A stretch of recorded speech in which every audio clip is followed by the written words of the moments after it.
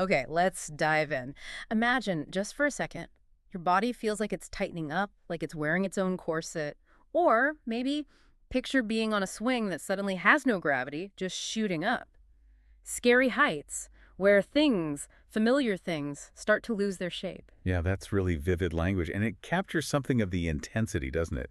It's that feeling people get during, well, what we're talking about today, a panic attack. And that intensity, it's so powerful, it often makes people think something catastrophic is happening, like a heart attack or maybe a stroke. Absolutely. Yeah. It feels life-threatening, even though it isn't. And, it's more common than many people realize. That really struck me in the material we looked at. Almost a third of people might have one at some point. That's a lot. They don't cause lasting physical damage, but the fear of it happening again, that can really change how someone lives. hmm And that's precisely why we wanted to do this deep dive. We've been working through this source material, a video transcript actually, that does a great job explaining what's going on, and really importantly, how people can manage them, maybe even prevent them. So our goal here is pretty straightforward.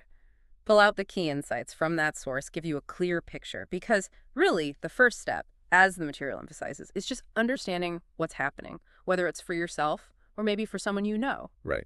Understanding is foundational. So let's get to the core of it. What does the source actually say a panic attack is? Well, what's really interesting is how it frames it. It's described as an overreaction. Your body has this normal system for dealing with danger, right? Yeah, the fight or flight response. Exactly. Yeah. And a panic attack is basically that system going into overdrive, but triggered by just the perception of danger. Right. Often when there's no actual real threat there at all. That's the key distinction. So the source walks through the biology, doesn't it? It starts with the amygdala, that part of the brain that's like the threat detector. Right. And when it thinks there's danger, could be real, could be just perceived, it signals the sympathetic nervous system. Which is our built-in alarm system. It gets ready for action. And that means adrenaline, right? That hormone floods the system. Yep. Adrenaline kicks in, tells the heart to beat faster, breathing gets quicker. It's trying to pump oxygen and blood to your muscles, for fighting or running, and also more oxygen to the brain, trying to make you super alert. But in a panic attack, this whole response just gets exaggerated. Hugely exaggerated. That's why you get the racing heart that feels like it's going to burst, the really heavy, fast breathing, sometimes leading to hyperventilation where you feel like you just can't catch your breath. And the source mentioned how those changes in blood flow, because it's being redirected, that causes some of the other weird sensations.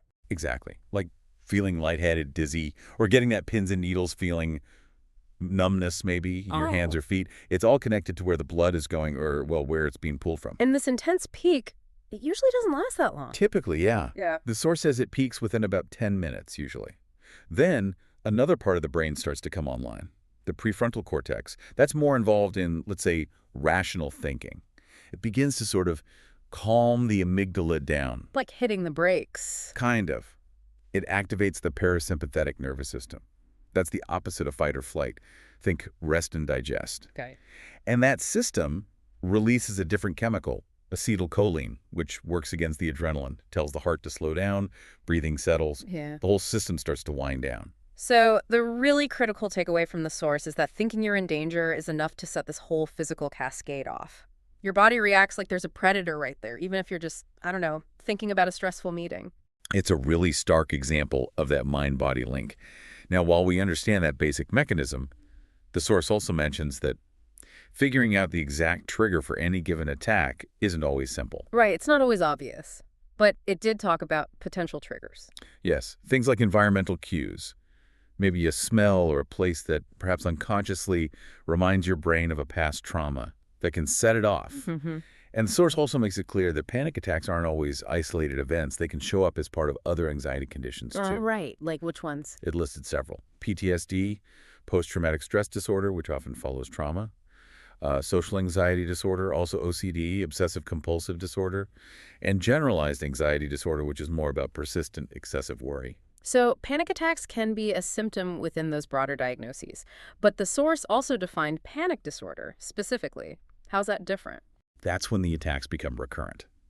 And crucially, it involves this persistent worry about having another attack. You start dreading them. And because of that dread, you might start changing your behavior, like avoiding situations or places where you fear an attack might happen. That avoidance sounds like it could really shrink someone's world. It absolutely can. That fear of fear becomes a major problem itself. So if someone is dealing with recurring attacks, maybe panic disorder, what does the source suggest in terms of getting help? What are the treatment options? The material highlights two main paths: antidepressant medications and a type of therapy called cognitive behavioral therapy, or CBT. Okay, medication and CBT. How do they stack up according to the source? Well, interestingly, it says both have roughly a 40% response rate. So about 4 in 10 people find significant relief with either approach. But, and this is important, someone might respond well to meds but not CBT, or vice versa. It's not guaranteed you'll respond to both. 40%. That's Yeah. decent, but it also means they don't work for everyone. Are there other differences mentioned? Yes, definitely. With medication, the source points out the potential for side effects, which is common for many drugs. But a really key statistic it brings up is about relapse. If someone gets better on medication and then stops taking it, about half of them, 50%, might see their symptoms return. 50% relapse. Wow. Okay, and what about CBT? CBT is presented as potentially more lasting. The relapse rate after finishing a successful course of CBT is mentioned as being much lower, around 20%. 20% versus 50% relapse. That's a pretty significant difference. It makes CBT sound quite promising for long-term change. It suggests that the skills learned in CBT might stick with you more. Okay, so let's really dig into CBT then. The source described its goal for panic disorder. What is it trying to achieve? The core idea is empowerment.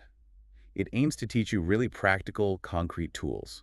Tools to get some conscious control over those physical sensations happening in your body, and also control over the thoughts, the catastrophic thoughts, that tend to fuel the panic. And it breaks the process down, right? Like steps or stages. Where does it start?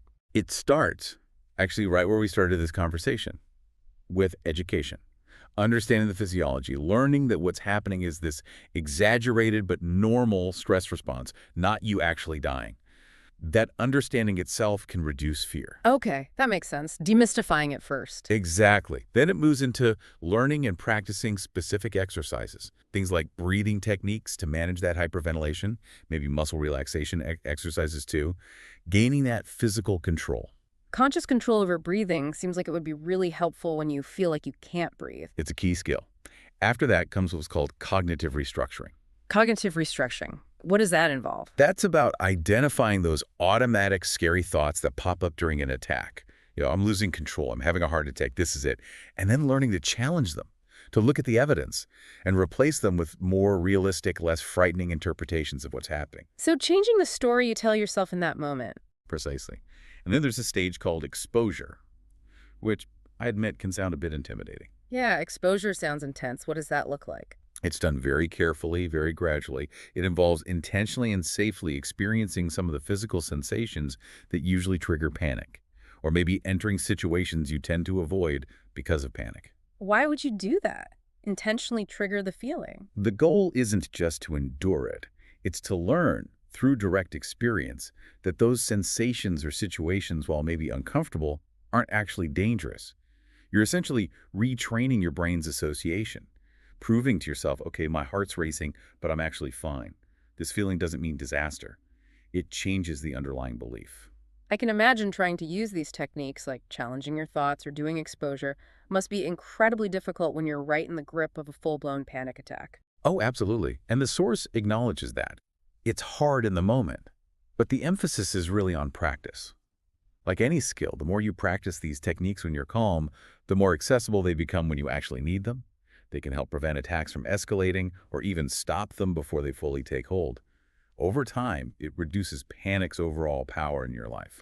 Practice makes, Mm. well, maybe not perfect, but definitely more manageable. More manageable, exactly. And the source even suggests that just grasping that core concept behind CBT, this idea that the fear itself isn't harmful, but latching onto the fear is what makes it worse. Even just internalizing that belief can bring some relief outside of formal therapy. That shift in perspective seems key, that the fear feeds the fear.